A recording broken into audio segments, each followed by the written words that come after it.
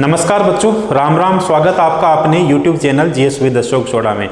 कैसे हो आप सब? शानदार होंगे, जानदार होंगे बच्चों, बेहतरीन होंगे, खूब शानदार आप सबकी बच्चों तैयारी चल रही होगी। एक बार फिर से मैं आपके सामने हाजिर हूं बच्चों, SSC GD के 16 पेपर लेके, जो अपनी सीरीज चल रही है प्रभात बैच की सीरीज। खूब आपका स्नेह, खूब आपका प्रेम, खूब आपके अच्छे अच्छे कमेंट हमें मिल रहे हैं। कल किसी वजह से क्लास अपलोड नहीं हो पाई थी, लेकिन मैंने आपसे फिर वादा किया बच्चों 45 क्लास में आपके लिए लेके आऊँगा, मतलब आपके लिए बच्चों लेके आएंगे। और 45 क्लास की इसी सीरीज के अंदर बच्चों आज अपना प्रैक्टिस सेट नंबर रहने वाला है कौन सा?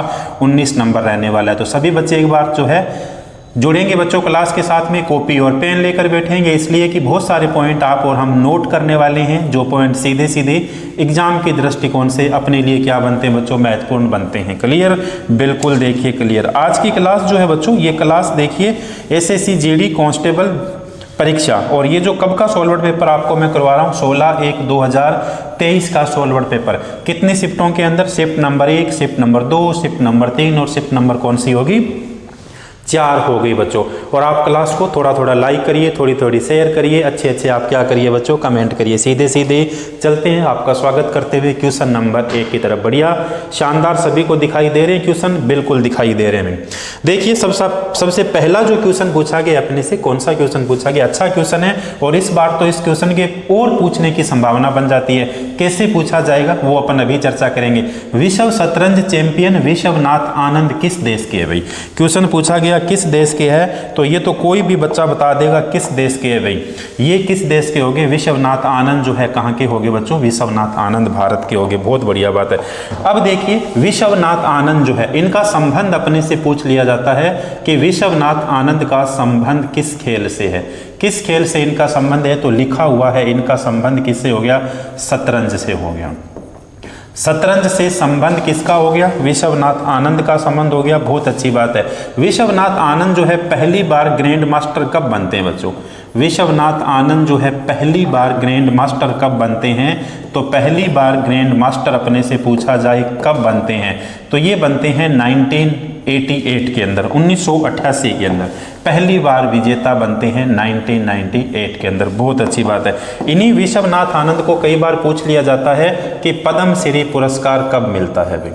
पद्म श्री पुरस्कार इन्हें कब प्रदान किया गया था? तो 1987 में इन्हें पद्म श्री पुरस्कार प्रदान किया गया था। किस व्यक्ति को? विश्वनाथ आनंद को किया गया था। अब पद्म श्री है तो पद्म विभूषण भी पूछा जा सकता है कि पद्म विभूषण पुरस्कार इन्हें कब मिलता है। तो छाप दीजिए आगे, इन्हें पद्म विभूषण पुरस्कार कब मिलता है। या पद्म विभूषण से पहले अपन पद्म भूषण पढ़ते हैं, सीक्वेंस में चलते हैं भाई। पद्म भूषण पुरस्कार इन्हें कब मिलता है? तो 1987 के अंदर तो इन्हें पद्मश्री मिलता है, और 2000 के अंदर इन्हें कौन सा पुरस्कार मिला? पद्म भूषण। और पद्म विभूषण पुरस्कार कब मिलता है? देखिए पद्म विभूषण पुरस्कार, पद्म विभूषण पुरस्कार से इन्हें कब सम्मानित किया गया था? तो इन्हें 2007 के अंदर इन्हें सम्मानित किया गया था। बहुत बढ़िया। देखिए कहीं से भी अपने से पूछा जाए कि विश्वनाथ आनंद जो है इनका संबंध किससे हो गया?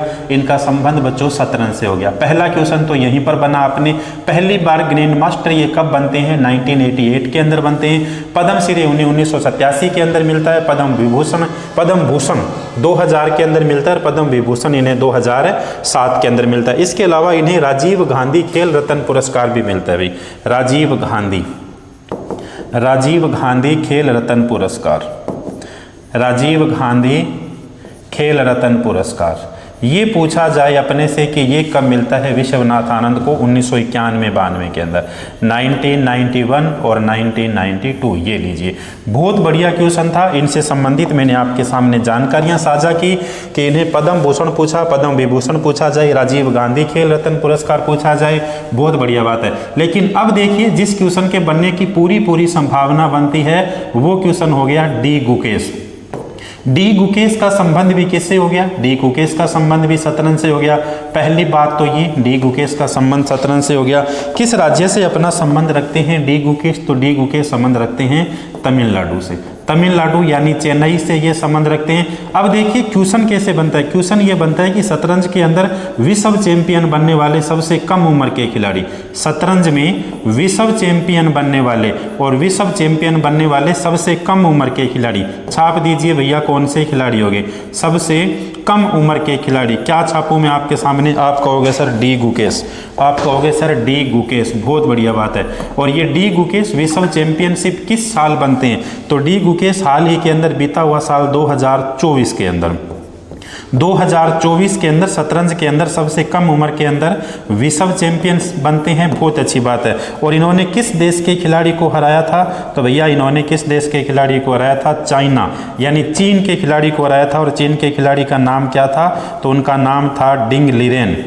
क्या नाम हो गया इनका? डिंग लीरेन, बहुत बढ़िया बात, ये लीजिए। तो एक क्वेश्चन था अपने सामने, एक क्वेश्चन से अपने खूब सारे क्वेश्चन बनाए। शतरंज के बारे में अपन ने चर्चा की, विश्वनाथ आनंद के बारे में खूब पढ़ा, लेकिन मैंने पहले भी कहा था डी गुकेश सबसे कम उम्र के अंदर शतरंज के अंदर विश्व चैंपियन बनने वाले पहले दुनिया के खिलाड़ी कौन बन गए? तो वो बन गए डी गुकेश। मात्र जो 18 साल से कम उम्र के अंदर इन्होंने जो है 2024 के अंदर जो चैंपियनशिप थी उसके अंदर किस देश के? चाइना देश के डिंग लीरेन को क्या किया था? हराया था। बहुत बढ़िया भाई, बहुत शानदार। चलें अपन आगे, बिल्कुल नेक्स्ट क्वेश्चन की ओर चलते हैं। देखो क्वेश्चन नंबर 2 में क्या पूछा गया है। क्वेश्चन नंबर 2 में देखिए, निम्नलिखित में से किसे 2001 में संगीत नाटक अकादमी पुरस्कार से सम्मानित किया गया? बिल्कुल आगे क्वेश्चन।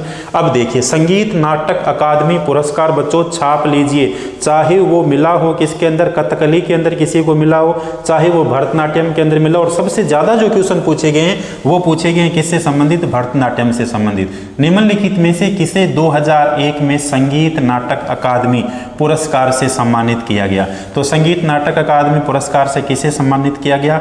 अलरमेल वल्ली को। और अलरमेल वल्ली का संबंध किससे हो गया? अलरमेल वल्ली का संबंध हो गया भरतनाट्यम से, इनका संबंध हो गया भरतनाट्यम से। अब देखिए जिनको भी पुरस्कार मिला हुआ है कौन सा? संगीत नाटक अकादमी पुरस्कार। मैं लिख रहा हूं आपके सामने यहां पर संगीत नाटक अकादमी पुरस्कार, संगीत नाटक अकादमी पुरस्कार, साथ साथ लिखोगे आप संगीत नाटक अकादमी पुरस्कार। बहुत ज़्यादा जो है पूछा गया है। कब? 2024-23 के अंदर जितने एग्जाम थे लगभग उन एग्जाम्स के अंदर क्वेश्चन पूछा गया है। अब देखिए रुक्मणी देवी अरुडेल को, पहली बात तो रुक्मणी देवी अरुडेल जो है इनका संबंध किससे हो गया? तो रुक्मणी देवी अरुडेल का संबंध हो गया भरतनाट्यम से। रुक्मणी देवी अरुडेल संबंध किससे हो गया इनका? तो छापों के साथ साथ संबंध इनका हो गया भरतनाट्यम से। भारत लिख रहा हूं मैं आपके सामने भरतनाट्यम से। अब इन्हें जो है संगीत नाटक अकादमी पुरस्कार कब मिलता है? 1957 में मिलता है। संगीत नाटक अकादमी पुरस्कार, संगीत नाटक अकादमी पुरस्कार, ये लिख रहा हूं मैं आपके सामने शॉर्ट के अंदर, लिख लीजिएगा आप पूरा पूरा। संगीत नाटक अकादमी पुरस्कार। लीला सैमसन, लीला सैमसन का संबंध किससे है? लीला सैमसन का संबंध किससे? पहली बात तो लीला सैमसन का संबंध किससे हो गया? इनका भी संबंध भरतनाट्यम से हो गया, बहुत अच्छी बात है। लीला सैमसन को जो है संगीत नाटक अकादमी पुरस्कार कब मिलता है भाई? संगीत नाटक अकादमी पुरस्कार 1999 के अंदर मिलता है। 1999 और 2000 के अंदर कौन सा पुरस्कार? संगीत नाटक अकादमी पुरस्कार, संगीत नाटक अकादमी पुरस्कार। बच्चों साथ साथ आप नोट करोगे इसलिए कि ये सारे के सारे पूछे गए क्वेश्चन है, इसलिए मैंने आपके सामने साझा किए इन बातों को। टी बालास्वामी, अगले जो क्वेश्चन हो गया टी बालास्वामी, और टी बालास्वामी का संबंध भी पूछा जाए किससे हो गया? भरतनाट्यम से हो गया। टी बालास्वामी, इनका संबंध हो गया किससे? भरतनाट्यम से, बहुत अच्छी बात है। इन्हें संगीत नाटक अकादमी पुरस्कार कब मिलता है? 1955 के अंदर मिलता है। संगीत नाटक अकादमी पुरस्कार, संगीत नाटक अकादमी पुरस्कार कब मिला इन्हें? 1955 के अंदर इन्हें मिलता है। इसके अलावा देखिए मालविका सरुकेई, मालविका सरुकेई, इनका भी संबंध किससे है भाई? मालविका, मालविका सरुकेई, मालविका सरुकेई, इनका संबंध पूछा जाए तो किससे हो गया? इनका भी संबंध देखिए भरतनाट्यम से संबंध था, तो इनका भी संबंध किससे हो जाता है? भरतनाट्यम से इनका संबंध हो गया। इन्हें संगीत नाटक अकादमी पुरस्कार कब मिलता है? 2000 के अंदर। 2000 है या 2002 के अंदर? देखिए भाई सन 2002 के अंदर भरतनाट्यम अकादमी, ये हो गया आपका संगीत नाटक अकादमी पुरस्कार। देखिए संगीत नाटक अकादमी पुरस्कार, और संगीत नाटक अकादमी पुरस्कार इन्हें कब प्रदान किया गया? सन 2002 के अंदर किया गया। एस के सरोजा का संबंध कई बार पूछ लिया जाता है। एस के सरोजा का संबंध किससे है?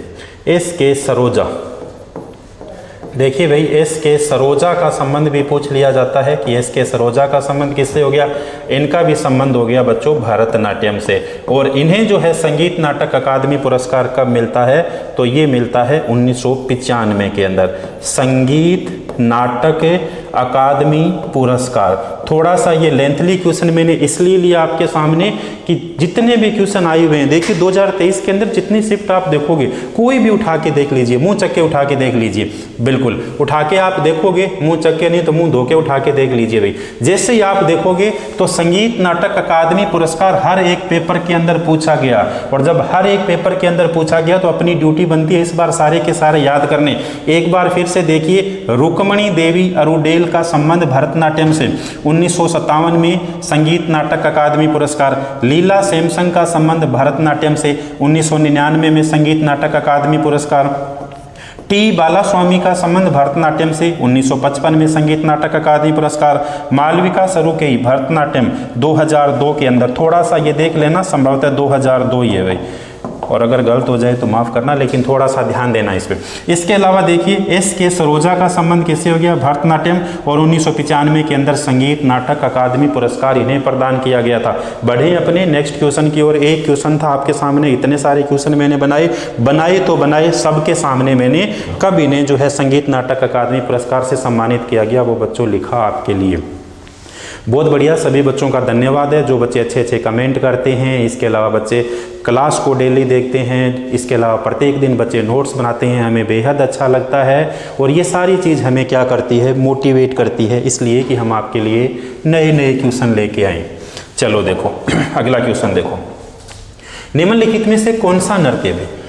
निम्नलिखित में से कौन सा नृत्य रूप सिक्किम से संबंधित है? सिक्किम से संबंधित कौन सा नृत्य हो गया?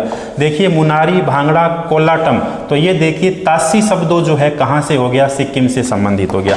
तासी शब्दों कहाँ का हो गया? सिक्किम का हो गया। तासी शब्दों, बहुत अच्छा भाई, तासी शब्दों कहाँ का हो गया? तासी शब्दों तो आप कहोगे सर सिक्किम का हो गया। यहाँ तक बहुत है क्या? रुकें क्या? बिल्कुल, कैसे रुकें भैया, कुछ और भी पढ़ेंगे अपन इनके बारे में। अब देखिए चूंफाट, कितना अच्छा नाम है चूंफाट, ये कहाँ का हो गया? ये भी सिक्किम का हो गया। चूंफाट सिक्किम का हो गया, बहुत अच्छी बात है। लिंबू या शुभा, लिंबू या फिर नींबू नहीं है भैया, लिंबू या फिर कौन सा हो गया? शुभा नृत्य। लिंबू या शुभा नृत्य, ये भी कहाँ का हो गया बच्चों? ये भी तो सिक्किम का हो गया, बहुत अच्छी बात है भाई। छम मुखोटा, कितनी बार एसएससी क्वेश्चन पूछा, छम मुखोटा कहाँ का लोक नृत्य है? ये भी तो सिक्किम का लोक नृत्य हो गया। सागा दावा कहाँ का महोत्सव है भाई? सागा दावा क्वेश्चन पूछा गया, सागा दावा कहाँ का महोत्सव हो गया? तो सागा दावा भी कहाँ का महोत्सव हो जाता है? ये लीजिए भी, सागा दावा भी महोत्सव हो जाता है, सिक्किम का हो जाता है। और सबसे बड़ा बौद्ध महोत्सव है भाई, ये क्या हो गया? सिक्किम का सबसे बड़ा बौद्ध महोत्सव आपसे पूछा जाए। सागा दावा का संबंध किससे हो गया? बौद्ध धर्म से हो गया, बहुत अच्छी बात है। और सिक्किम का सबसे बड़ा बौद्ध महोत्सव पूछा जाए तो भी कौन सा हो गया?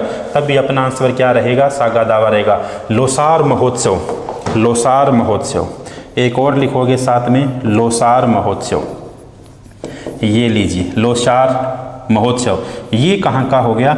ये भी सिक्किम का हो गया। ये भी कहाँ का हो गया? सिक्किम का हो गया। और ये भी कौन से धर्म से संबंधित है? तो ये लीजिए, ये भी बौद्ध धर्म से संबंधित है और तिब्बती नववर्ष का धर्म है भैया, तिब्बती नववर्ष का त्यौहार है। तिब्बती, बौद्ध धर्म के अंदर तिब्बती पूछा जाए नव वर्ष का कौन सा त्यौहार हो गया?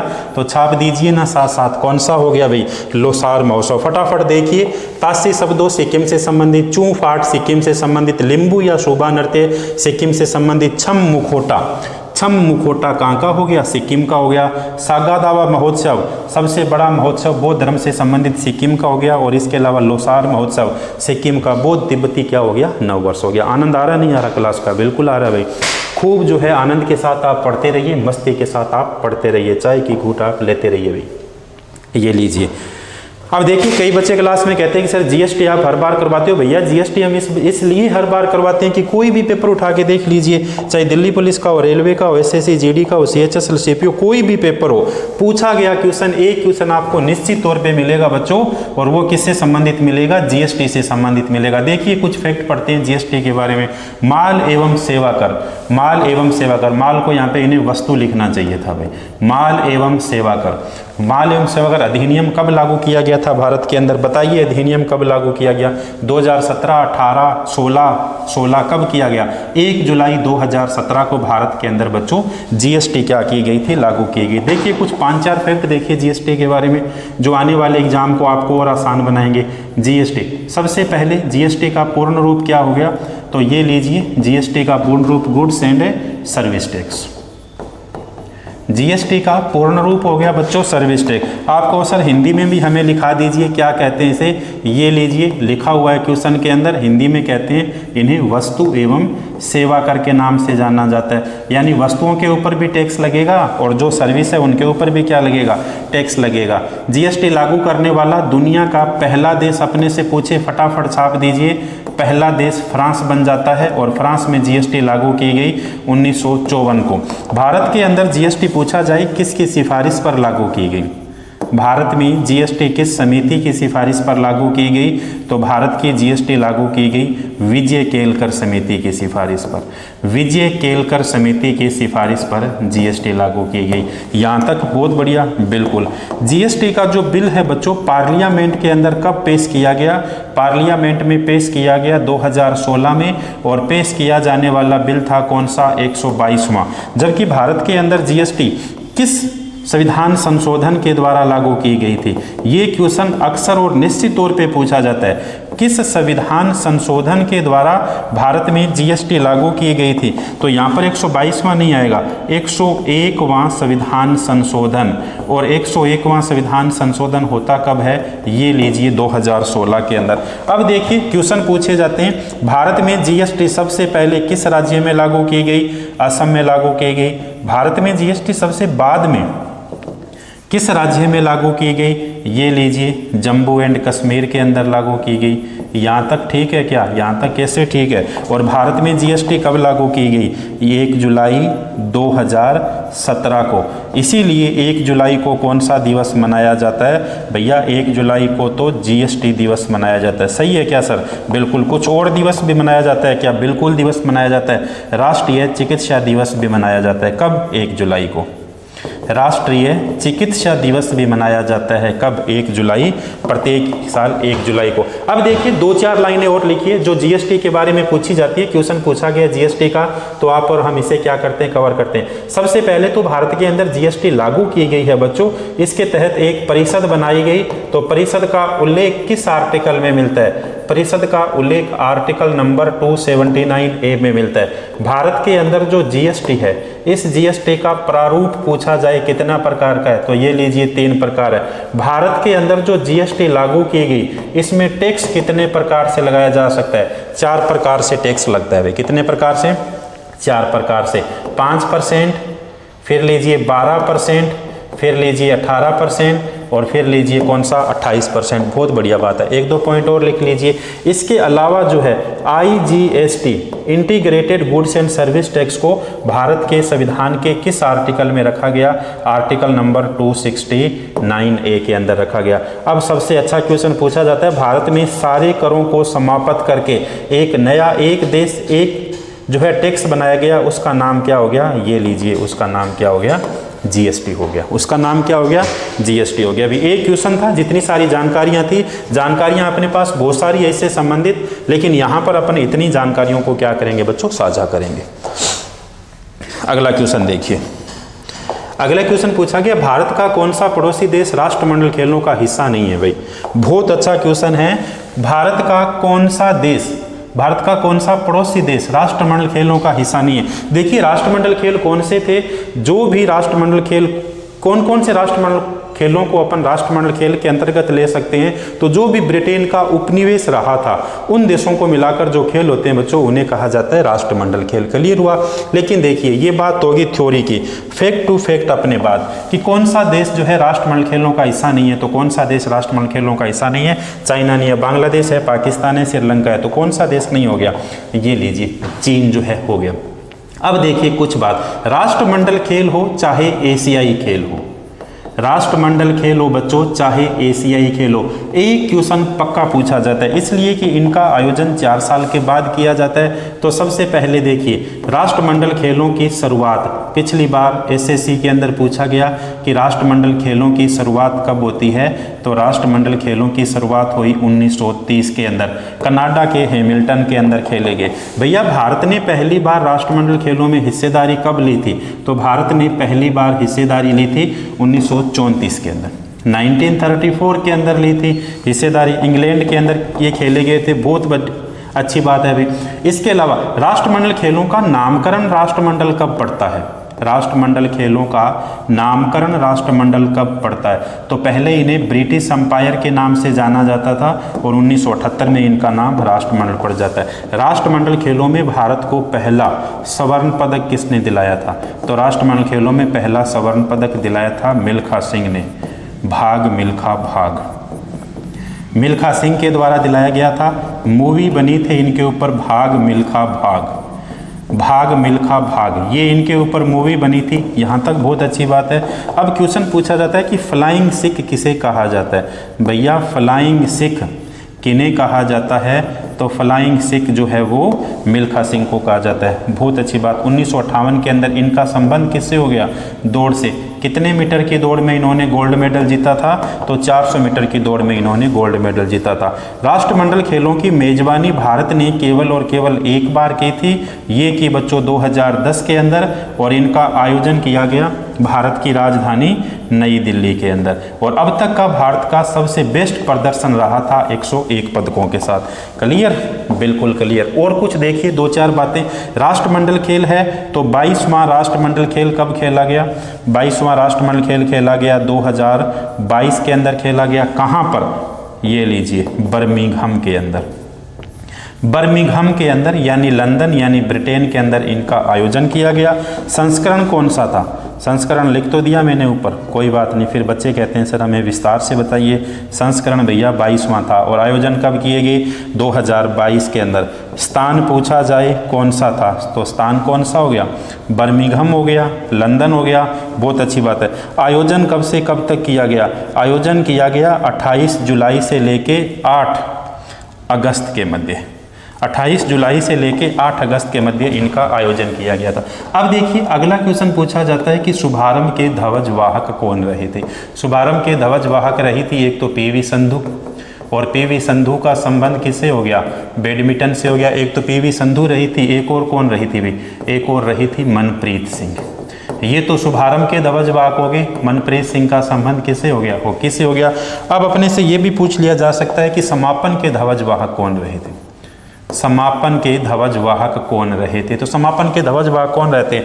अंचता शरद कमल।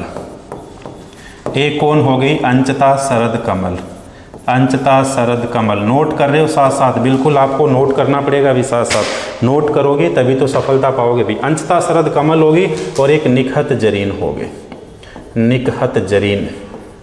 ये लीजिए साथ साथ क्वेश्चन आया था भारत की तरफ से इस खेल के अंदर जो है 213 खिलाड़ियों ने भाग लिया था, जिसमें 107 तो पुरुष खिलाड़ी हो गए और 106 कौन से हो जाते हैं? महिला खिलाड़ी। और भारत के अंदर सर्वाधिक जो है किस राज्य से थे? तो बच्चों सर्वाधिक हरियाणा राज्य से थे। कितने थे? 38 थे। बहुत अच्छी बात है। और 22वें एशियाई खेल के अंदर सबसे पहला स्वर्ण पदक किसने जीता? कितना अच्छा क्वेश्चन बनता है। सबसे पहला स्वर्ण पदक किसने जीता? सलोम मीराबाई चानू ने, सलोम मीराबाई चानू ने जीता। और सलोम मीराबाई चानू का संबंध किससे हो गया भैया? भारोत्तोलक से इनका संबंध हो गया। यहाँ तक क्लियर? बिल्कुल। पहले स्थान पर ऑस्ट्रेलिया रहता है, दूसरे स्थान के ऊपर बच्चों इंग्लैंड रहता है और तीसरे स्थान के ऊपर बच्चों कनाडा रहता है। अपने मुल्क, अपने प्यारे भारत का स्थान कौन सा था? तो अपने भारत का बहुत बढ़िया प्रदर्शन रहा था। 61 पदकों के साथ भारत का स्थान कौन सा हो गया? चौथा हो गया। भारत का स्थान कौन सा हो गया भैया? चौथा स्थान हो गया। क्लियर? बिल्कुल क्लियर। देखिए स्वर्ण पदक कितने जीते थे? एक बार लिख लो आप। स्वर्ण पदक थे 22, रजत पदक कितने थे? 16, और इसके अलावा कांस्य पदक कितने थे? 23। जब जोड़ोगे तो इनका योग कितना आएगा? 61 आ जाएगा भाई। जब जोड़ोगे तो इनका योग कितना आएगा? 61 आएगा। बढ़े आगे? बिल्कुल। नेक्स्ट क्वेश्चन की ओर बढ़ते हैं। देखिए भी अगला क्वेश्चन कौन सा है? अगला क्वेश्चन पूछा गया निम्नलिखित में से कौन सी फसल उत्सव मुख्य रूप से पश्चिमी ओडिशा के लोगों के द्वारा मनाई जाती है भाई? निम्नलिखित में से कौन सी, अच्छा क्वेश्चन है, निम्नलिखित में से कौन सी फसल उत्सव मुख्य रूप से पश्चिमी ओडिशा के लोगों के द्वारा मनाई जाती है? नुआखाई। कौन सा हो गया? पश्चिमी ओडिशा के कौन सा हो गया बच्चों? पश्चिमी ओडिशा का फसल उत्सव भाई। पश्चिमी ओडिशा का फसल उत्सव, पश्चिमी ओडिशा का फसल उत्सव, फसल उत्सव कौन सा हो गया? नुआखाई। नुआखाई। देखो भाई पश्चिमी ओडिशा का फसल उत्सव हो गया, इनका नाम क्या हो गया? नुआखाई। नुआखाई। नुआ का मतलब हो गया नया, नुआ का मतलब क्या हो गया? नया, और खाई का मतलब क्या हो गया? खाना हो गया भाई। क्लियर हुआ? तो नया खाना, और नया खाना कौन सा खाया जाता है? चावल जब नया खाना खाते हैं ये, तो वो कौन सा उत्सव मनाते हैं? नुआखाई उत्सव मनाते हैं। नुआ का मतलब नया और खाई का मतलब क्या हो जाता है? खाना। तो देखिए नुआखाई उत्सव कहाँ का हो गया भाई?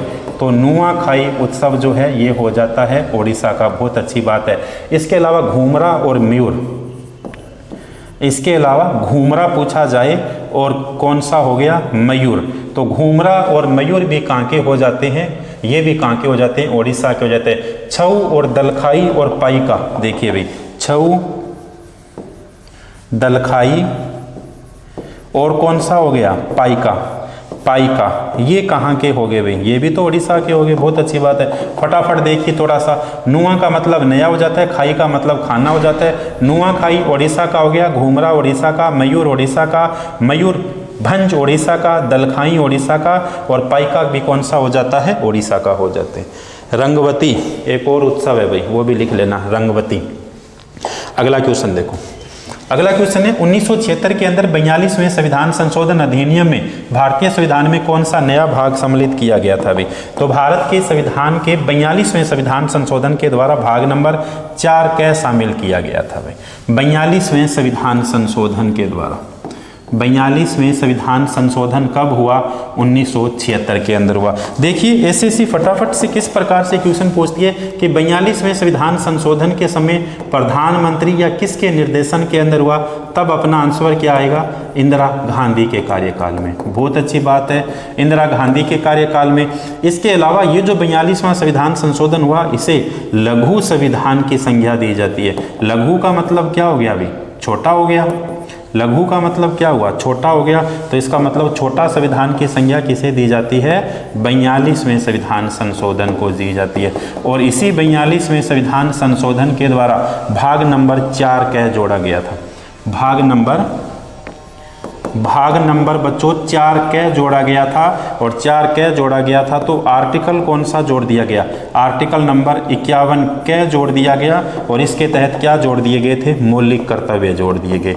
फंडामेंटल ड्यूटीज, मौलिक कर्तव्य जोड़ दिए गए। बहुत अच्छी बात। ये जो मौलिक कर्तव्य जोड़े गए थे, तो सबसे पहले जब जोड़े गए कितने थे? 10 थे। वर्तमान के अंदर कितने हो गए? 11 हो गए। बहुत अच्छी बात है। तो 11वां कौन सा हो गया? ये लीजिए 11वां हो गया भैया कौन सा? 6 वर्ष से लेके 14 वर्ष तक के बालकों के लिए निःशुल्क शिक्षा। और ये कब जोड़ दिया गया? इसके नीचे लिख लीजिए 86वें संविधान संशोधन 2002 के द्वारा जोड़ दिया गया। क्लियर? बिल्कुल। किस समिति की सिफारिश पर जोड़ दिया गया? सह से समिति, सह से सरदार सवन सिंह। सह से समिति, सह से सरदार सवर्ण सिंह समिति की सिफारिश पर ये जो है मौलिक कर्तव्य जोड़ दिए गए थे। अब एसएससी ने क्वेश्चन पूछा कि मौलिक कर्तव्य किस देश के संविधान से लिए गए। भैया मौलिक कर्तव्य तो ले लिए गए रूस के संविधान से, जिसे सोवियत संघ कहा जाता था। अब नहीं कहा जाता, यूएसएसआर कहा जाता था। ये लीजिए, क्लियर, बिल्कुल। बहुत डीपली नहीं चलेंगे, इसलिए कि ये 42वां संविधान संशोधन अपने आप के अंदर एक संविधान है, तो बहुत सारे परिवर्तन किए गए थे इसके द्वारा। किए गए थे, नहीं किए गए थे, बिल्कुल किए गए थे। क्लास को लाइक करोगे, क्लास को शेयर करोगे, कमेंट करोगे अच्छे। ये लीजिए अगला क्वेश्चन, ये भी संविधान से संबंधित है। भारतीय संविधान का निम्नलिखित में से कौन सा अनुच्छेद शोषण के विरुद्ध अधिकार से संबंधित है। भाई शोषण के विरुद्ध अधिकार संबंधित, आर्टिकल नंबर 14 कौन सा हो गया, राइट टू इक्वलिटी, समानता का अधिकार। समानता का अधिकार 14 से लेके 18 तक मिल गई अपने को। 19 से लेके 22 तक स्वतंत्रता का अधिकार, राइट टू फ्रीडम, स्वतंत्रता का अधिकार। आनंद के साथ पढ़िए, मौज मस्ती के साथ पढ़िए। आर्टिकल नंबर 23 से 24 शोषण के विरुद्ध अधिकार, मिल गया आंसर, नहीं मिल गया। शोषण के विरुद्ध अधिकार आर्टिकल नंबर 23 और आर्टिकल नंबर 24। आर्टिकल नंबर 25 से लेके 28 तक धार्मिक स्वतंत्रता का अधिकार, धार्मिक स्वतंत्रता का अधिकार। ये लीजिए बच्चों, हो गया क्लियर। अब आपके सामने मिल गया इसका जवाब, बिल्कुल मिल गया। आर्टिकल नंबर 23 और 24 क्लियर हो गया। एसएससी जीडी वाले बच्चों फिर से ध्यान दो, 42वां संविधान संशोधन रट दीजिए, इसके साथ भाग नंबर 3 भी रट दीजिए। कोई भी आप पेपर देखिए भी भाग नंबर 3 से क्वेश्चन पूछे गए। अगला क्वेश्चन देखो, वर्ष 2015 में योजना आयोग के स्थान पर किसका गठन किया गया था। नीति आयोग भी रट दीजिए भाई, ये लीजिए। आप कहोगे सर क्या क्या रटें, भैया बहुत कुछ रटना पड़ेगा सरकारी नौकरी के लिए। नीति आयोग, वर्ष 2015 में योजना आयोग के स्थान पर किसका गठन किया गया था, नीति आयोग का। देखिए योजना आयोग, प्लानिंग कमीशन। भारत के अंदर योजना आयोग किसके द्वारा लाया गया था, तो भारत के अंदर योजना आयोग लाया गया था देश के पहले प्रधानमंत्री पंडित नेहरू के द्वारा। 1951 के अंदर जो है पंडित नेहरू भारत के अंदर प्लानिंग कमीशन लेके आए थे, योजना आयोग लेके आए थे। और योजना आयोग का ढांचा ये कहता था कि जो भी तत्कालीन प्रधानमंत्री होगा वही योजना आयोग का अध्यक्ष होगा, और इसी के द्वारा भारत के अंदर पंचवर्षीय योजना लागू की गई थी। तो योजना आयोग के प्रथम अध्यक्ष कौन हो गए, पंडित नेहरू हो गए, सीधी सी बात होगी। और जैसे ही मोदी जी आए भारत के अंदर, इन्होंने कहा कि प्लानिंग कमीशन, मैं तो योजना आयोग को समाप्त करूंगा, और इन्होंने योजना आयोग को क्या कर दिया, समाप्त कर दिया। और उसके स्थान पर 1 जनवरी 2015 को नरेंद्र मोदी जी के द्वारा 1 जनवरी 2015 को योजना आयोग के स्थान पर एक नई संस्था बनाई गई, और इस संस्था का नाम क्या रख दिया गया, NITI Aayog, national institution transforming of India, NITI, NITI Aayog. अब नीति आयोग का क्या व्यवस्था थी, नीति आयोग की व्यवस्था ये थी, सबसे पहला क्वेश्चन पूछा जाता है क्या ये संवैधानिक संस्था है, क्या संविधान में उल्लेख है क्या किसी आर्टिकल के अंदर, भैया नहीं है। जब संवैधानिक निकाय नहीं है तो असंवैधानिक निकाय है, बहुत अच्छी बात है। और नीति आयोग का अध्यक्ष कौन होगा, नीति आयोग का अध्यक्ष समय प्रधानमंत्री होगा, तो प्रधानमंत्री होगा तो वर्तमान के अंदर कौन हो गए, नरेंद्र मोदी जी हो गए, नरेंद्र मोदी जी हो गए, बहुत अच्छी बात है। उपाध्यक्ष कौन हो गए, सुमन महावर, उपाध्यक्ष कौन हो गए भी, सुमन के बेरी, उपाध्यक्ष कौन हो गए, सुमन के बेरी, उपाध्यक्ष हो गई सुमन के बेरी, ये लीजिए। अब देखिए CEO कौन हो गए भाई इसके, CEO BV सुब्रमण्यम हो गए भाई, BV सुब्रमण्यम हो गए, सुब्रमण्यम BV सुब्रमण्यम। क्लियर, बिल्कुल क्लियर। चलें अपन आगे नेक्स्ट क्वेश्चन की ओर। NITI, national institution transforming of India. निश्चित तौर पे एक क्वेश्चन पूछा जाता है, चाहे किसी भी प्रकार से क्वेश्चन पूछा जाए, पूछ लिया जाता है किसी कि ये संवैधानिक संस्था है या नहीं है, बिल्कुल नहीं है। इसके अध्यक्ष कौन है, इसके उपाध्यक्ष कौन है, वर्तमान के इसके CEO कौन है, पहले किसके स्थान पर लाया गया था, तो इस प्रकार के ढेर सारे क्वेश्चन बनते हैं। देखो एक और आपको कौन सा रटना है, हरित क्रांति, ग्रीन रेवोल्यूशंस, हरित क्रांति। देखो भाई हरित क्रांति के बारे में क्वेश्चन ने पूछा कि विश्व में हरित क्रांति के जनक नॉर्मन बोरलॉग राष्ट्रीयता की दृष्टि से कहाँ के थे? क्या भारत के थे, स्पेनिश थे, अमेरिकी थे, चीनी थे? भाई राष्ट्रीयता के आधार पर कहाँ के थे भाई? तो राष्ट्रीयता के आधार पर ये कहाँ के होंगे बच्चों? अमेरिकी के होंगे। कहाँ के होंगे? अब क्या तभी कौन थे? विश्व क्रांति के जनक नॉर्मन बोरलॉग हो गए, अमेरिका के हो गए। देखिए हरित क्रांति का अपने से जन्म स्थल पूछे कभी भी, हरित क्रांति जो है, ग्रीन रेवोल्यूशंस जो है, हरित क्रांति का जन्म स्थल अपने से पूछे कि जन्म स्थल हरित क्रांति का कौन सा है? नया क्वेश्चन बन गया नहीं बन गया? बिल्कुल। जन्म स्थल कहाँ का है? तो इसका जन्म स्थल है मैक्सिको के अंदर। जन्म स्थल कहाँ का हो गया? मैक्सिको के अंदर इसका जन्म स्थल हो गया। बहुत अच्छी बात है। हरित क्रांति शब्द किसके द्वारा दिया गया भाई? हरित क्रांति शब्द किसके द्वारा दिया गया? शब्द दिया गया विलियम गॉड के द्वारा। शब्द दिया गया विलियम गॉड के द्वारा जो है इसका शब्द दिया गया। विश्व में हरित क्रांति का जनक किसे कहा जाता है? विश्व में हरित क्रांति का जनक किसे कहा जाता है? नॉर्मन बोरलॉग को कहा जाता है। राष्ट्रीयता के आधार पर कहाँ के हो गए? अमेरिका के हो गए। इन्हीं नॉर्मन बोरलॉग को दुनिया का सबसे बड़ा पुरस्कार कौन सा हो गया भाई? नोबेल पुरस्कार। नोबेल पुरस्कार कब दिया गया? 1970 के अंदर इन्हें नोबेल पुरस्कार दिया गया। बहुत अच्छी बात है। भारत के अंदर हरित क्रांति के जनक कौन हो गए? तो बच्चों भारत के अंदर हरित क्रांति के जनक हो गए MS स्वामीनाथन। छापते जाइए बस साथ साथ 1 घंटे। MS स्वामीनाथन, MS स्वामीनाथन हो गए। भारत में हरित क्रांति के जनक MS स्वामीनाथन हो गए और भारत के अंदर हरित क्रांति के जनक थे तो इन्हें भारत रत्न कब दिया गया? भारत का सर्वोच्च पुरस्कार, तो इन्हें भारत रत्न से सम्मानित किया गया 2024 के अंदर। बहुत अच्छी बात है। भारत के अंदर हरित क्रांति बच्चों, भारत में हरित क्रांति, तो हरित क्रांति की शुरुआत भारत में कब की गई थी? तो 1966 के अंदर की गई थी। और भारत में हरित क्रांति किसके द्वारा या किसके कार्यकाल के अंदर की गई थी? तो 1966 के अंदर लाल बहादुर शास्त्री के द्वारा। वैसे 66 में इनकी मृत्यु हो गई थी और मरणोपरांत इन्हें पहला भारत रत्न भी दिया गया था। किसे? लाल बहादुर शास्त्री को। हरित क्रांति का सर्वाधिक प्रभाव किस पर पड़ता है? तो हरित क्रांति का सर्वाधिक प्रभाव पड़ता है गेहूं पर, और गेहूं के बाद किस पर पड़ता है? चावल पर पड़ता है। हरित क्रांति का सर्वाधिक प्रभाव किन राज्यों के अंदर देखने को मिलता है? तो ये अपने को पंजाब और हरियाणा में मिलता है। कहाँ पर मिला था? पंजाब और हरियाणा के अंदर। ये लीजिए भैया, खूब सारी बातें, खूब सारे क्वेश्चंस, बिल्कुल क्लियर। बिल्कुल चलें आगे नेक्स्ट क्वेश्चन की ओर।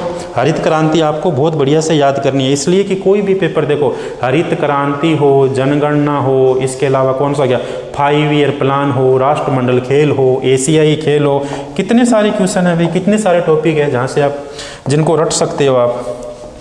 अगला देखो, फूलदेई जो कि एक फसल उत्सव है, मुख्य रूप से भारत के निम्नलिखित में से किस राज्य में मनाया जाता है? फूलदेई किस राज्य में मनाया जाता है भाई? तो फूलदेई भारत के अंदर मेघालय, उत्तराखंड, आंध्र प्रदेश, गुजरात। तो फूलदेई मनाया जाता है उत्तराखंड के अंदर। फूलदेई कहाँ पर मनाया जाता है? उत्तराखंड के अंदर। क्लियर हुआ? बहुत बढ़िया भाई। अब देखिए उत्तराखंड के अंदर और क्या क्या मनाए जाते हैं। सबसे पहले फूलदेई हो गया, फूलदेई हो गया। 2 नंबर पे कौन सा हो गया? हरेला हो गया। 2 नंबर पर लिख लीजिए हरेला हो गया। 3 नंबर पर गंगा दशहरा हो गया भैया, गंगा तो है ही गंगा माई, गंगा दशहरा हो गया। तुक्का लगाओगे तब भी सही हो जाएगा। हिल जात्रा, हिल जात्रा ये भी कहाँ का हो गया? हिल जात्रा, हिल जात्रा, हिल जात्रा भी कहाँ का हो जाता है? हिल जात्रा भी उत्तराखंड का हो जाता है। इसके अलावा नंदा देवी मेला कहाँ पर बढ़ता है? तो नंदा देवी मेला भी कहाँ पर बढ़ता है? उत्तराखंड के अंदर बढ़ता है। इसके अलावा उत्तराखंड से कई और क्वेश्चन पूछे जाते हैं। देखिए भारत का सबसे पहला राष्ट्रीय उद्यान कहाँ पर हो गया? Jim Corbett. ये जिम कॉर्बेट भी कहाँ पर हो गया? उत्तराखंड के अंदर हो गया। बहुत अच्छी बात है। रात्रि विश्राम की सुविधा भी कौन सा जो है उद्यान करवाता है? तो रात्रि विश्राम की सुविधा जिम कॉर्बेट के अंदर अपने को मिलती है। नंदा देवी राष्ट्रीय उद्यान कहाँ पर है? नंदा देवी राष्ट्रीय उद्यान भी यहाँ पर है। इसके अलावा राजाजी राष्ट्रीय उद्यान भी यहाँ पर है। इसके अलावा और कौन से हो गए? फूलों की घाटी, वैली ऑफ फ्लावर, फूलों की घाटी, ये भी कहाँ पर हो गया? तो फूलों की घाटी भी हो गया उत्तराखंड के अंदर। क्लियर? चलें, बिल्कुल चलें। ये लो अगला क्वेश्चन देखिए, असम सरकार की ओर से सर्वश्रेष्ठ नृत्य निर्देशन के पुरस्कार से किसे सम्मानित किया गया? असम सरकार की ओर से सर्वश्रेष्ठ नृत्य निर्देशन के पुरस्कार से किसे सम्मानित किया गया? किसे किया गया? कृष्णा एला, अनुराधा पांडे, अमाला अक्कीनेगी, इसके अलावा जतिन गोस्वामी। किसे सम्मानित किया गया? जतिन गोस्वामी को किया गया। भी बहुत बढ़िया, किसे किया गया? जतिन गोस्वामी को। देखिए, जतिन गोस्वामी को किया गया, जतिन गोस्वामी। अब देखिए, निश्चित तौर पे कोई भी पेपर हो, एसएससी सीजीएल हो, सीएचएसएल हो, सीपीयू हो, इसके अलावा रेलवे, कोई भी पेपर हो, एक क्वेश्चन अपने को केरल और एक क्वेश्चन अपने को कहाँ से मिलता है? असम से अपने को निश्चित तौर पे देखने को मिलता है। और कैसे भी अपने को मिल सकता है भैया? सबसे पहले तो असम के अंदर एक क्लासिकल डांस है, उस क्लासिकल डांस का नाम क्या हो गया? सत्रिया हो गया। अब पूछा जाए सबसे नवीन कौन सा हो गया? नवीन भी सत्रिया हो गया।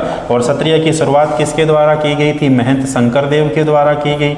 सीधी सी बात है, शंकरदेव के द्वारा की गई। क्लासिकल डांस का दर्जा कब दिया गया? ये लीजिए साहब, कब दिया गया? सन 2000 के अंदर क्लासिकल का इसे दर्जा दिया गया। कितनी बार एसएससी ने पूछा बिहू कहाँ का है? कितनी बार एसएससी ने पूछा बागूरंबा कहाँ का है? भी बिहू कहाँ का है? बागूरंबा कहाँ का है? चोंगली कहाँ का है? भाई चोंगली कहाँ का है? और बताइए कौन सा, किससे असम से संबंधित? माजुली और झूमर। माजुली द्वीप भी कहाँ पर है? असम के अंदर, माजुली। और कौन सा हो गया असम का भैया? झूमर। और कौन सा हो गया? झूमर। ये लीजिए, क्लियर, बिल्कुल क्लियर। कितने सारे क्वेश्चन? बिहू, बागूरंबा, चोंगली, माजुली और झूमर। विश्व का सबसे बड़ा नदी द्वीप, विश्व का सबसे बड़ा नदी द्वीप कहाँ पर है भाई? सबसे बड़ा नदी द्वीप, विश्व का सबसे बड़ा नदी द्वीप माजुली द्वीप कहाँ पर स्थित है? असम के अंदर स्थित है। चलें आगे, चलें भैया। क्वेश्चन पूछा गया था मेरे द्वारा आपसे पिछले क्लास के अंदर, अमूमन बच्चों के द्वारा सही जवाब दिया गया था। अरिपा ने सही जवाब दिया था, मुकेश गोदारा के द्वारा उसका बिल्कुल सही जवाब दिया गया था, मंजू ने सबसे पहले उस क्वेश्चन का क्या दिया था? सही जवाब दिया था भाई। तो बाकी बच्चे जिनसे एक क्वेश्चन मैं पूछता हूँ तो सभी बच्चे क्या है? जवाब दिया करो, ताकि कमेंट में हमें भी लगता है कि थोड़े थोड़े जागे जागे रहते हो भाई। सोए सोए नहीं रहना, आपको क्या रहना? जागे जागे, जागे जागे रहना, सोए सोए नहीं रहना, खोए खोए भी आपको नहीं रहना। चलें आगे। निम्नलिखित में से कौन सा तब अध्यादेश जारी कर सकता है जब संसद के अंदर सत्र में ना हो और वह संतुष्ट हो कि तत्काल कार्रवाई की आवश्यकता है? देखो बच्चों, बहुत अच्छा क्वेश्चन है। थोड़ी सी लैंग्वेज इसकी लग रही है, कहने का मतलब ये है कि भारत के अंदर जो है कौन अपना अध्यादेश यानी ऑर्डिनरी बिल जारी कर सकता है जब संसद अपने सदन के अंदर ना हो। देखिए थोड़ा सा आप यहाँ पे, संसद बैठी हुई है सदन के अंदर और किसी कानून की आवश्यकता है, तब कोई दिक्कत नहीं है। लोकसभा के अंदर रखा जाएगा, राज्यसभा के अंदर रखा जाएगा, राष्ट्रपति उसे पारित करेगा, तो ये क्या बन जाएगा? कानून बन जाएगा, या किसी चीज की आवश्यकता है तो उसे लागू किया जा सकता है। लेकिन संसद जो है अपने सत्र के अंदर ना हो, सत्र में ना होने का मतलब लोकसभा अपने सत्र के अंदर नहीं है भाई। अस्थायी सदन है, ये तो स्थायी सदन है, ये तो हमेशा परमानेंट रहता है। ये भाई साहब परमानेंट रहते हैं, अपने भारत के राष्ट्रपति है माननीय। और ये कौन सा हो गया? लोकसभा। इसका मतलब जब लोकसभा नहीं है तब अध्यादेश कौन जारी कर सकता है? अध्यादेश राष्ट्रपति जारी कर सकते हैं। भारत के अंदर जब एक सदन जो है उपस्थित ना हो, उस समय किसी कानून की आवश्यकता पड़ जाए तो भारत के राष्ट्रपति के पास पावर है, और भारत का राष्ट्रपति किस आर्टिकल के द्वारा अध्यादेश जारी कर सकता है? देखिए 1, 2, 3 बस लिख दीजिए ना, आर्टिकल 1, 2, 3, आर्टिकल नंबर 1, 2, 3 के द्वारा क्या जारी कर सकता है? अध्यादेश। अध्यादेश का मतलब हो गया बच्चों कानून, नियम। राष्ट्रपति जो अध्यादेश जारी करता है, इस अध्यादेश की अवधि पूछ लिया जाता है। अवधि कितने दिन की होती है? इसकी अवधि होती है 42 दिन की। बहुत अच्छी बात है, लेकिन 42 दिन कभी पूछा नहीं जाता है, पूछ लिया जाता है राष्ट्रपति के द्वारा जारी किया गया अध्यादेश की अवधि कितने सप्ताह की होती है? तो 7 6 42 कितने सप्ताह की होगी? 6 सप्ताह की होगी। बहुत अच्छी बात है। राष्ट्रपति के द्वारा अध्यादेश को अधिकतम कितने समय तक बढ़ाया जा सकता है? अधिकतम 6 माह तक बढ़ाया जा सकता है, अधिकतम 6 माह तक। लेकिन इस बात का ध्यान देने वाली बात यह कि 6 महीने सबसे पहले 42 दिन समाप्त होंगे, उसके बाद 6 महीने क्या होंगे? शुरू होंगे। अब बात आती है कि राष्ट्रपति अध्यादेश जारी कर सकता है, तो क्या राज्यपाल भी अध्यादेश जारी कर सकता है? बिल्कुल, राज्यपाल भी अध्यादेश जारी कर सकता है। तो राज्यपाल किस आर्टिकल के द्वारा अध्यादेश जारी कर सकता है? राज्यपाल आर्टिकल नंबर 213 के द्वारा जारी कर सकता है। आर्टिकल नंबर 213 के द्वारा। तो इस क्वेश्चन का सही आंसर वैसे राष्ट्रपति हो गया। ये पूछा गया है केंद्र के अंदर, लेकिन जब राज्यों के अंदर पूछे तो राज्यपाल भी आर्टिकल नंबर 213 के द्वारा क्या कर सकता है, एक अध्यादेश जारी कर सकता है। ये लीजिए अगला क्वेश्चन, हम्पी उत्सव प्रति वर्ष निम्नलिखित में से किस राज्य में मनाया जाता है? बताइए भाई किस राज्य में मनाया जाता है? सबसे पहले कौन जवाब देगा? बोलिए मन के अंदर, कमेंट बॉक्स में छाप दीजिए। चलो देखो क्वेश्चन है, हम्पी उत्सव प्रति वर्ष निम्नलिखित में से किस राज्य के अंदर मनाया जाता है? हम्पी होयसल कहाँ पर मनाए जाते हैं भैया? हम्पी होयसल कहाँ होगे? कर्नाटक के अंदर। हम्पी और होयसल कहाँ पर होगे? कर्नाटक के अंदर। देखिए हम्पी अपने से पूछा जाए कहाँ पर होगे? कर्नाटक के अंदर होगे। यूनेस्को का दर्जा कब दिया गया था? हम्पी जो है ये कहाँ पर हो गए? हम्पी हो गया भैया कर्नाटक के अंदर। मंदिरों का समूह हो गया हम्पी। हम्पी को यूनेस्को का दर्जा कब दिया गया था?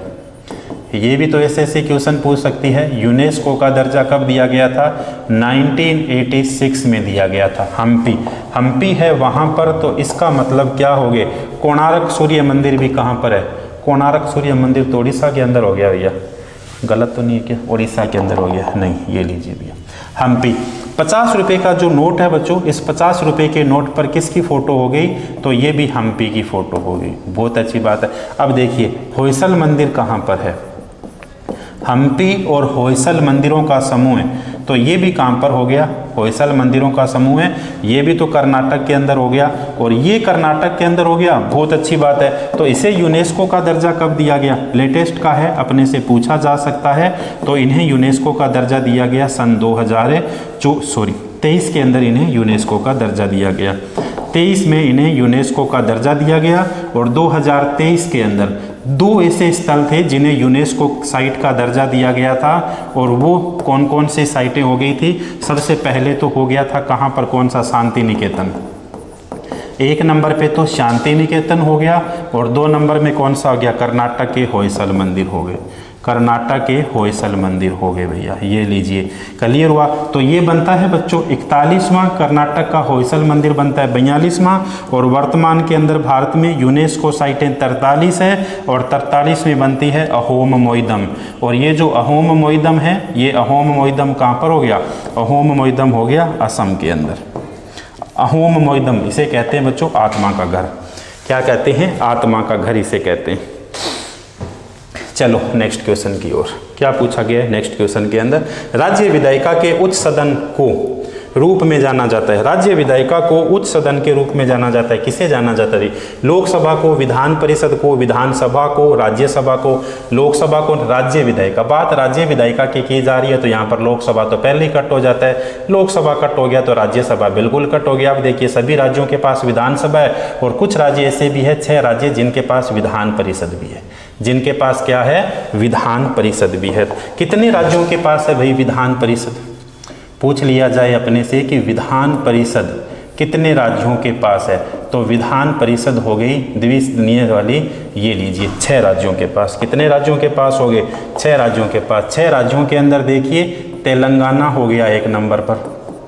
सही है गलत है? बिल्कुल सही है। तेलंगाना 1 नंबर पर हो गया। 2 नंबर पर महाराष्ट्र हो गया। तेलंगाना 1 नंबर पर, महाराष्ट्र, कर्नाटक, बिहार, और कौन सा हो गया? कर्नाटक हो गया। कर्नाटक के बाद कौन सा हो गया भैया? कर्नाटक के बाद बिहार हो गया। पूछी गई है कौन से विधान परिषद? आंध्र प्रदेश और उत्तर प्रदेश, 2 और हो गए। आंध्र प्रदेश और कौन से? उत्तर प्रदेश।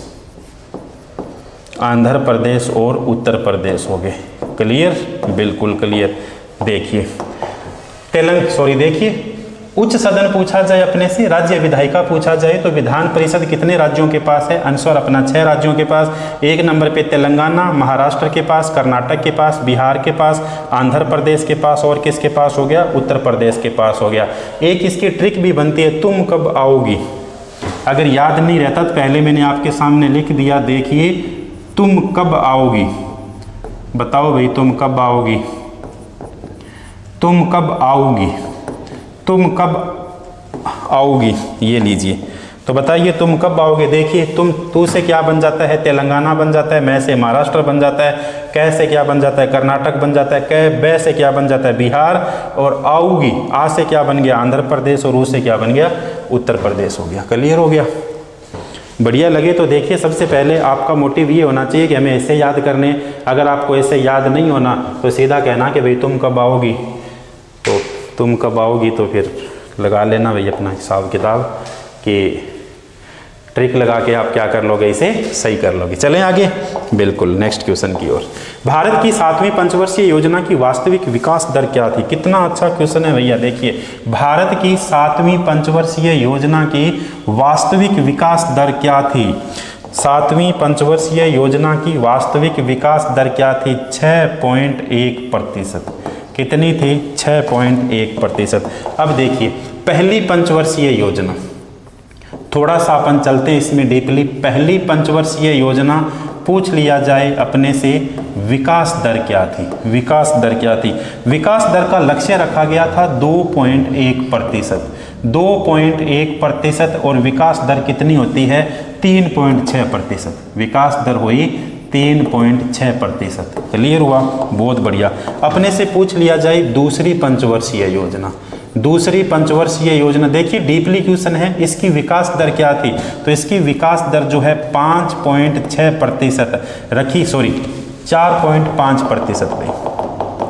दूसरी पंचवर्षीय योजना की पूछा जाए विकास दर 4.5% इसकी विकास दर रखी गई थी, और इसके अलावा 4.27% इसकी क्या होती है विकास दर होती है। तीसरी पंचवर्षीय योजना,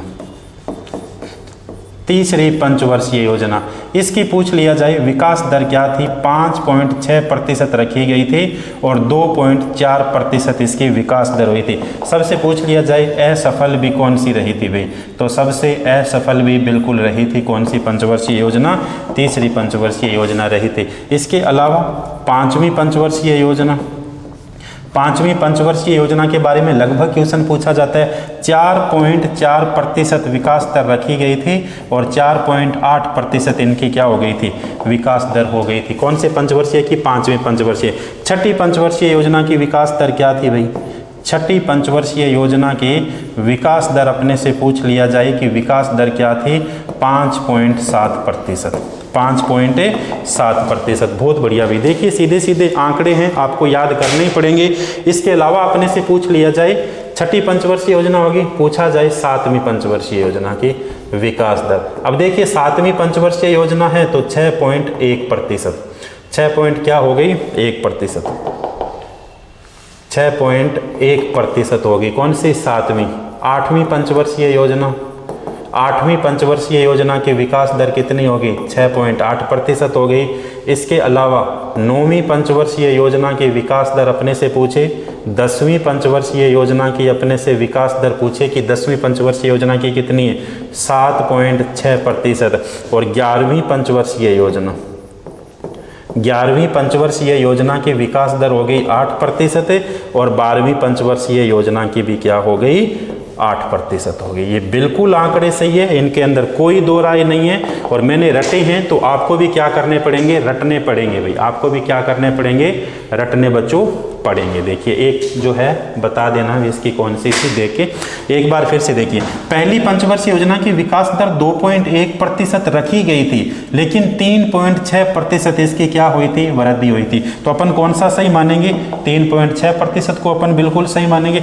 इसके अलावा दूसरी पंचवर्षीय योजना की विकास दर 4.5 रखी गई थी, लेकिन 4.27% विकास दर रखी गई थी मानी गई थी, तो अपन इसको मानेंगे सही। तीसरी पंचवर्षीय योजना 5.6 रखी गई थी और मात्र 2.4% विकास दर हुई थी, इसलिए ये असफल रही थी। पांचवी पंचवर्षीय देखिए 4.4 रखी गई थी और 4 क्या हो गई थी 8% हो गई थी। छठी पंचवर्षीय योजना 5.7%, 5.7% हो गए।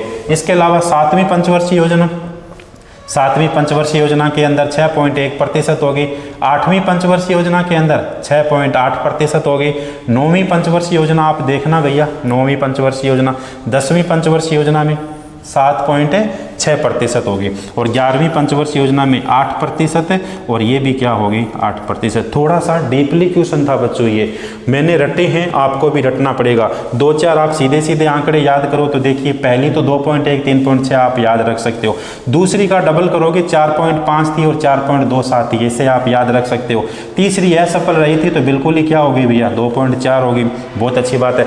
एक या दो आंकड़े देखिए, लास्ट वाले दोनों 8-8 है, आप इनको वैसे 8-8 से याद कर सकते हो, पहली और दो आखिरी याद कर सकते हो। अब देखिए 7वीं है, 7 में से 1 घटा दीजिए, कितने प्रतिशत होगी 6% होगी।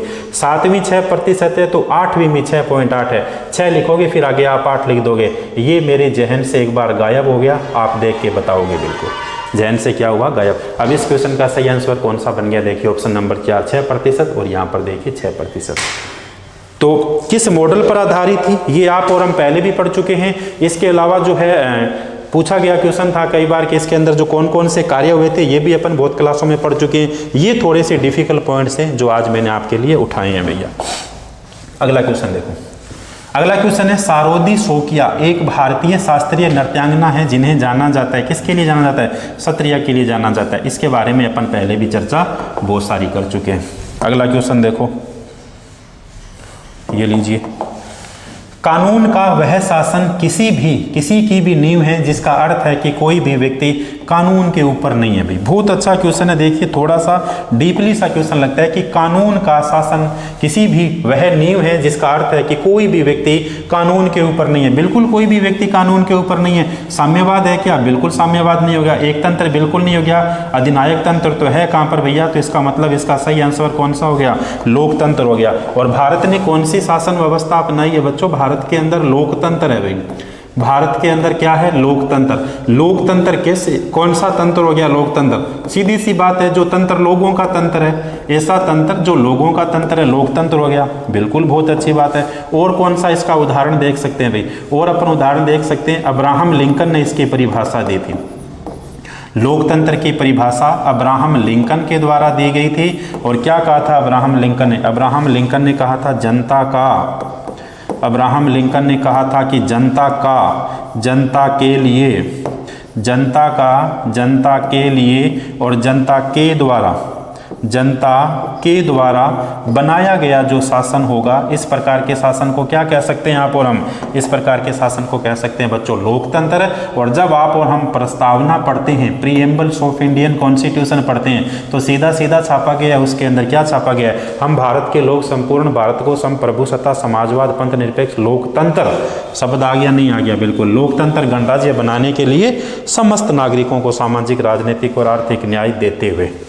बहुत है, इतनी तो आगे प्रस्तावना में पढ़ेंगे। देखो भाई, भारत में हरित क्रांति 1960 के दशक के अंत में शुरू हो गई थी भैया, शुरू हो गई थी, कहाँ पर हो गई थी, पंजाब के अंदर शुरू हो गई थी। हरित क्रांति के बारे में आप और हम पहले पढ़ चुके हैं। जलियांवाला बाग हत्याकांड 1919 में हुआ था। जलियांवाला बाग कहाँ पर स्थित है, जलियांवाला बाग बच्चों पंजाब के अंदर स्थित है। देखिए क्वेश्चन पूछे जाते हैं 1920 से 1930 के बीच के अंदर जलियांवाला बाग हत्याकांड। कई बार क्वेश्चन पूछ लिया जाता है जलियांवाला बाग हत्याकांड।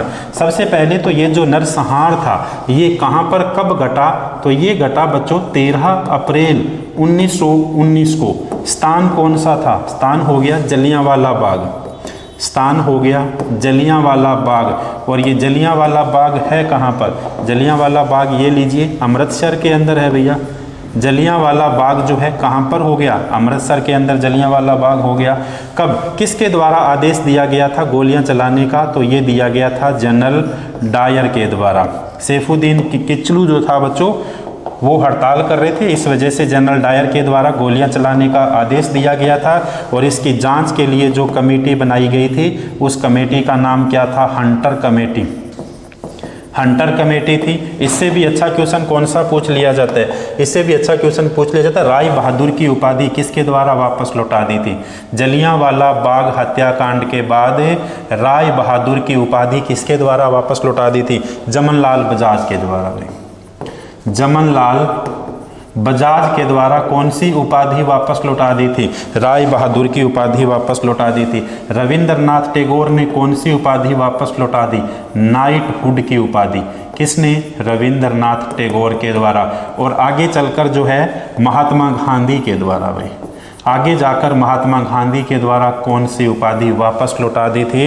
अब आपको कमेंट बॉक्स के अंदर जवाब देना है। कल के लिए आपका क्वेश्चन ये बचता है कि जलियांवाला बाग हत्याकांड के बाद में महात्मा गांधी ने कौन सी उपाधि अंग्रेजों को वापस सौंप दी थी या वापस लौटा दी थी कि भैया हमें इसकी कोई ज़रूरत नहीं है। तो आपको कमेंट बॉक्स में जाना है और कमेंट बॉक्स में जाके आपको क्या करना है बच्चों, क्वेश्चन नहीं, आपको आंसर छापना है। कल देखते हैं सबसे पहले इसका जवाब कौन देता है भाई। कल देखते हैं बच्चों इसका सबसे पहले जवाब कौन सा स्टूडेंट देता है। चलो देखो, सम्राट अशोक किसके पुत्र थे भाई। अशोक के बारे में खूब चर्चा मैं आपके सामने कर चुका हूँ। किसके पुत्र थे बच्चों, बिंदुसार के पुत्र थे। 2-4 लाइनें लिख लीजिए। सीधा सीधा अशोक का कार्यकाल पूछ लिया जाता है कि इनका जो है शासन कार्यकाल कब से कब तक था। 273 ईसा पूर्व से लेके 232 ईसा पूर्व था। अशोक का राज्याभिषेक कब किया गया था, अशोक का राज्याभिषेक कब किया गया था। तो अशोक का राज्याभिषेक जो है 269 ईस्वी पूर्व के अंदर इनका किया गया था। बहुत अच्छी बात है भाई। इसके अलावा अशोक ने कलिंग पर आक्रमण कब किया था, अशोक के द्वारा कलिंग पर आक्रमण कब किया गया था, 261 ईसा पूर्व। और क्वेश्चन देखिए किस प्रकार पूछा गया था कि राज्याभिषेक के कौन से वर्ष कलिंग पर आक्रमण किया था। तो राज्याभिषेक के 8वें वर्ष अशोक ने कहां पर आक्रमण किया था, अशोक ने भैया कलिंग के ऊपर आक्रमण किया था। इसके अलावा शिलालेख लिखने की प्रक्रिया भारत के अंदर, शिलालेख लिखने की प्रक्रिया भारत के अंदर किसके द्वारा शुरू की गई थी। मेरा ही नाम छाप देना आप, किसके द्वारा, मौर्य सम्राट अशोक के द्वारा की गई थी। बहुत अच्छी बात है। और कौन से क्वेश्चन देखिए, इनके शिलालेख 3 प्रकार के होते थे भैया। गुहा लेख इनके होते थे, इसके अलावा स्तंभ लेख इनके होते थे, और कौन से हो गए, शिलालेख।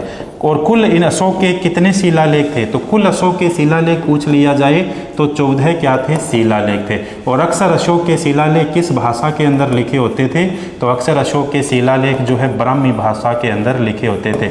लेकिन बच्चों मानसेहरा शिलालेख, मानसेहरा और सहबाजगढ़ी ये खरोष्टी के अंदर था। मानसेहरा और सहबाजगढ़ी, सहबाजगढ़ी ये जो दोनों शिलालेख थे ये किस भाषा के अंदर थे बच्चों, ये खरोष्टी लिपि के अंदर थे भाई।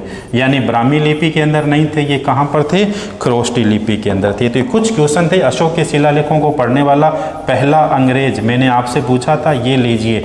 आपने बच्चों जवाब दिया था, मंजू के द्वारा जवाब दिया गया, मंजू चौधरी के द्वारा, अरिपा के द्वारा जवाब दिया गया, भाई प्रदीप के द्वारा जवाब दिया गया। इसके अलावा बाकी सब बच्चों ने जवाब दिया था, उनको भी खूब सारा धन्यवाद है। आगे बढ़े बिल्कुल नेक्स्ट क्वेश्चन की ओर। किसी केंद्र में मंत्रियों को रैंक और विभागों का आवंटन निम्न में से किसके द्वारा किया जाता है। कितना अच्छा क्वेश्चन बना, बहुत बढ़िया क्वेश्चन बना भी। देखो, किसी केंद्र में मंत्रियों को रैंक और विभागों का बंटवारा कौन करता है, कौन विभागों का बंटवारा करता है। सबसे पहले देखिए मंत्रियों की नियुक्ति कौन करता है, फटाफट आप लिखोगे भाई। मंत्रियों के लिख रहा हूं मैं, और मंत्रियों की नियुक्ति अपॉइंट इन्हें कौन करता है। तो बच्चों मंत्रियों की जो नियुक्ति की जाती है, मंत्रियों की जो नियुक्ति की जाती है, तो मंत्रियों की नियुक्ति करता है राष्ट्रपति। थोड़ा सा और अपन विस्तार से देखिए, मंत्रियों की नियुक्ति कौन करता है, अपॉइंट उन्हें कौन करता है। तो मंत्रियों की नियुक्ति करता है राष्ट्रपति। क्लियर, बिल्कुल। पूछे कौन करेगा, राष्ट्रपति, तो राष्ट्रपति करेगा। मंत्रियों की नियुक्ति करने के लिए सिफारिश कौन करेगा, सिफारिश कौन करेगा, तो सिफारिश का नाम आ गया, सिफारिश कौन करेगा, प्रधानमंत्री करेगा।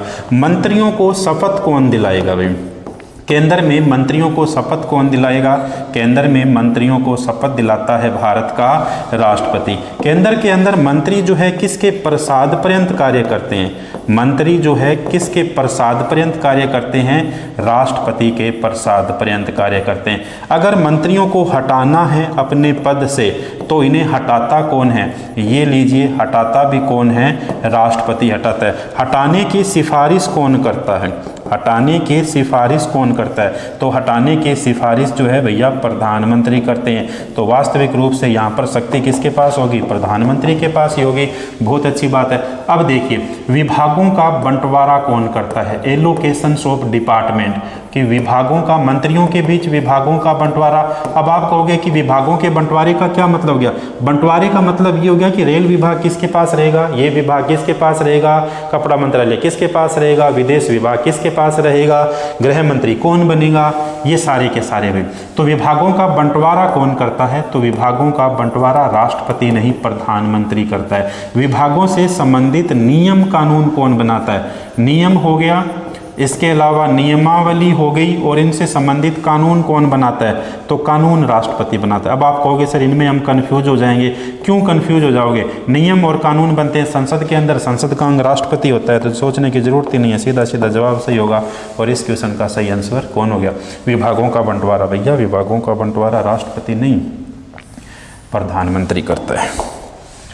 ये लीजिए, कौन करता है? प्रधानमंत्री। चलें नेक्स्ट क्वेश्चन की ओर। बढ़िया क्वेश्चन था, बहुत शानदार क्वेश्चन था अपने सामने। अब देखो अगला क्वेश्चन है, मूल कर्तव्यों को भारत के संविधान के अंदर, मूल कर्तव्यों को भारत के संविधान के भाग नंबर 4 के अनुच्छेद में सूचीबद्ध किया गया है। भैया मूल कर्तव्य जो है भारत के संविधान के सूचीबद्ध किया गया है, आर्टिकल नंबर 51A के अंदर सूचीबद्ध किया गया है। और मूल कर्तव्य क्या थे ये अपन पढ़ चुके हैं पीछे वाली स्लाइड के अंदर।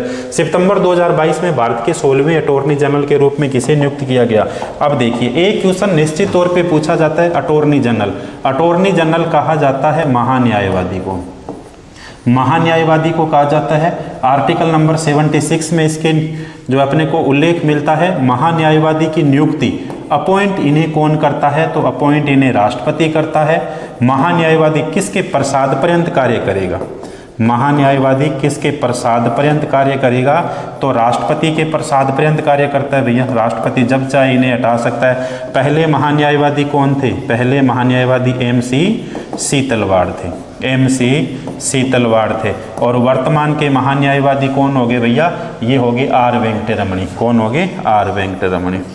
वर्तमान R वेंकटरमणी, R वेंकटरमणी। बाकी इनकी विशेष जानकारी अगर आपको चाहिए तो इसी चैनल के ऊपर पीछे वाली क्लासों में मैंने बहुत विस्तार से पढ़ाया है। किसको? महान्यायवादी को। अगला क्वेश्चन देखिए, 10 अप्रैल 2022 तक लोकसभा के लिए कितने आम चुनाव हो चुके हैं भाई?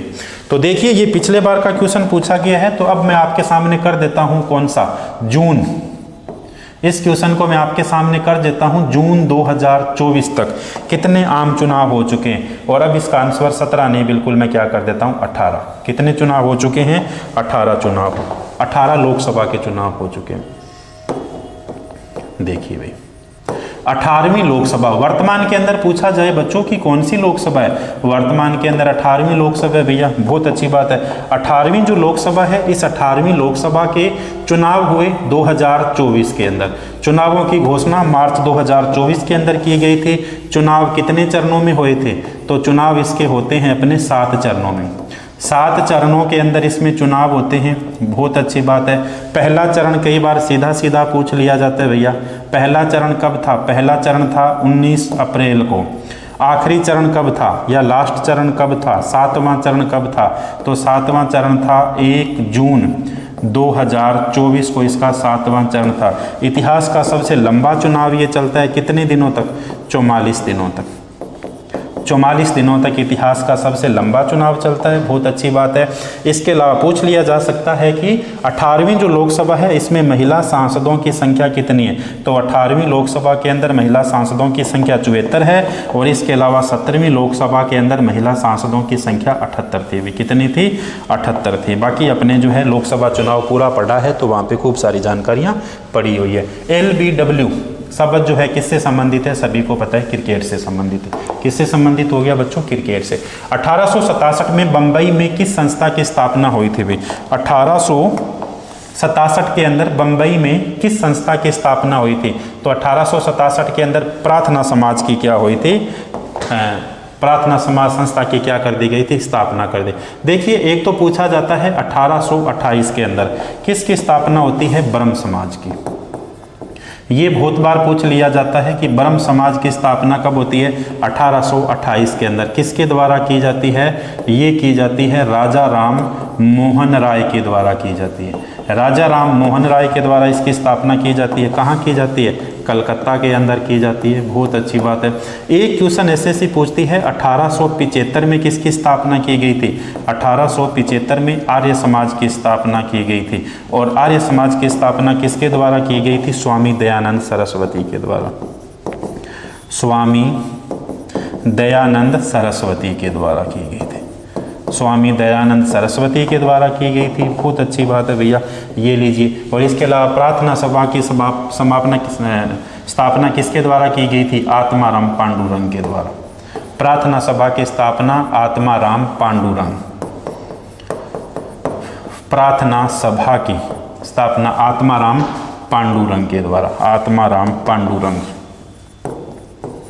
ये लीजिए बच्चों, आत्माराम पांडुरंग के द्वारा की गई थी। अगला क्वेश्चन देखिए भाई, निम्न में से कौन सा सौर मंडल का बाह्य ग्रह है भाई? कौन सा सौर मंडल का बाह्य ग्रह है भाई? जवाब दे दीजिएगा कमेंट बॉक्स के अंदर आप। इसका सही आंसर क्या होने वाला है? निम्न में से कौन सा सौर मंडल का बाह्य ग्रह है बच्चों? नेक्स्ट क्लास के अंदर अपन पढ़ेंगे इसे पूरा। तो सबसे पहले कौन सा है, तो इसका जवाब आप कमेंट बॉक्स के अंदर दे दीजिएगा मैथ की तरह। बाकी सारे जितने सारे अपने सामने क्वेश्चन थे सारे के सारे क्वेश्चन किए भाई। कैसी लगी बच्चों आज की क्लास? अगर आपको क्लास अच्छी लगती है तो आप कमेंट करिएगा। क्लास आपको अच्छी लगती है तो आप अपने भाई बंधुओं तक शेयर कीजिएगा। और क्लास अगर आपको अच्छी लगती है तो आप बच्चों क्लास के अंदर अच्छे अच्छे कमेंट करिए, क्लास को लाइक करिए, चैनल को सब्सक्राइब करिए। मिलते हैं बच्चों फिर से नए सेशन के साथ, नई क्लास के साथ, नई एनर्जी और नई ऊर्जा के साथ। तब तक के लिए बच्चों थैंक यू, धन्यवाद।